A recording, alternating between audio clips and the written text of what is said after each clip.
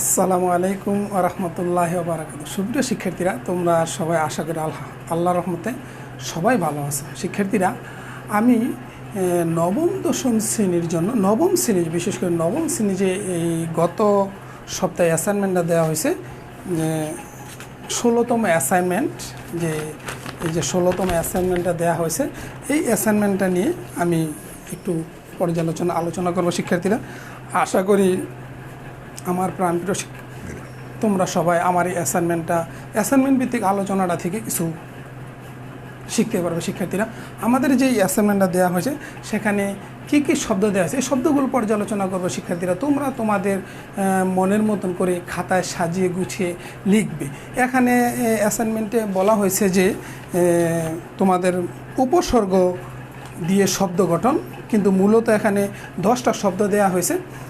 উপসর্গ, সন্ধি এবং প্রত্যয়ের সাহায্যে গঠিত শব্দ, এই শব্দগুলোকে তোমাদেরকে বলা হয়েছে বিশ্লেষণ করো এবং কিভাবে গঠিত হয়েছে এগুলা লিখতে বলা হয়েছে। শিক্ষার্থী, দেখো আমি শব্দগুলো পর্যায়ক্রমে আলোচনা করে দেখো। প্রথম শব্দটি হয়েছে, ছকটা তৈরি করেছি ক্রম 1 2 3 4 5 6 7 8 9 10, 10টি শব্দ নিয়ে আলোচনা করব। শিক্ষার্থীরা দেখো, তাহলে এখানে প্রদত্ত শব্দ উপভোগ, উপযোগভোগ, উপসর্গযুগে সাধিত শব্দ। তারপরে হাতে খড়ি দেয়া হয় যে অনুষ্ঠানে, সমাসের সাহায্যে গঠিত শব্দ, এটা মধ্যপদলোপী বহুব্রীহি সমাস। তারপরে পিত্রালয়, পিতৃযুগ আলয়, সন্ধি সাহায্যে গঠিত শব্দ, এটা স্বরসন্ধি। তারপরে সর্বজনীন, সর্বজন যুগ ইন, প্রত্যয়ের সাহায্যে গঠিত শব্দ, তদ্ধিত প্রত্যয়ের যুগে সাধিত শব্দ। মাননীয়, মান যুগ অনীয় প্রত্যয়ের সাহায্যে গঠিত শব্দ, কৃতপ্রত্যয়। নিদারুণ, নি যুগ দারুণ, উপসর্গ যুগে সাধিত শব্দ। তারপরে নীলিমা, নীল যুগ ইমা, প্রত্যয়ের সাহায্যে গঠিত শব্দ, এটা তদ্ধিত প্রত্যয়। আশীর্বাদ, আশি যুগ বাদ, সন্ধির সাহায্যে গঠিত শব্দ, বিসর্গ সন্ধি। চন্দ্রমুখ, চন্দ্রের ন্যায় মুখ, সমাসের সাহায্যে গঠিত শব্দ, উপমিত কর্মদ্বারা সমাস। কবিত্ব, কবিযুক্ত কবিত্ব প্রত্যয়ের সাহায্যে গঠিত শব্দ, তদ্ধিত প্রত্যয়। শিক্ষার্থীরা, তাহলে দেখো শিক্ষার্থীরা, আমি আরেকবার বলতেছি, তোমরা অ্যাসাইনমেন্ট তৈরি করার ক্ষেত্রে এটাকে 2টা পার্টে 2টা পৃষ্ঠায় লিখতে পারবে। প্রথম পৃষ্ঠা 5টা অথবা পরের পৃষ্ঠা 5টা।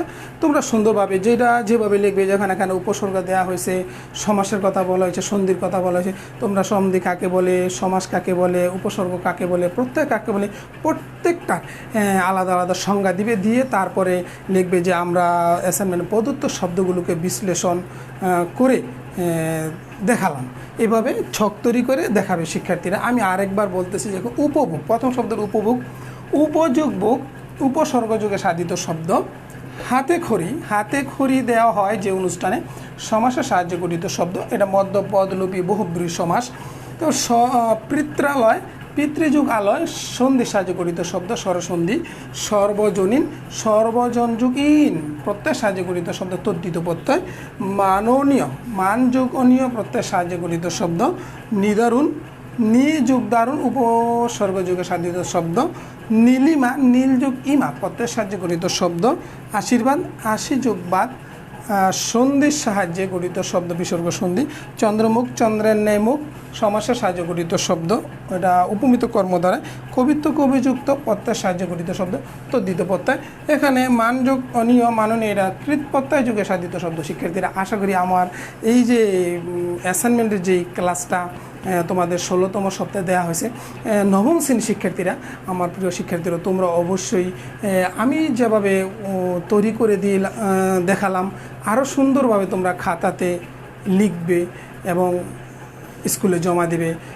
শিক্ষার্থীরা, আশা করি বুঝতে পেরেছ এবং পরবর্তী অ্যাসাইনমেন্টে কী দেয়া হয় সেটার অপেক্ষায় তোমরা আমার এই ভিডিওগুলো দেখবে।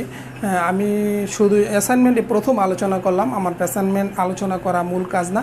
আমি আলোচনা করি মূলত নবম দশম শ্রেণী ব্যাকরণ নিয়ে আলোচনা করি। আমার সবগুলা ক্লাস দেখলে তোমাদের ব্যাকরণের সমস্যার সমাধান হবে আমি আশা রাখি, ইনশাল্লাহ।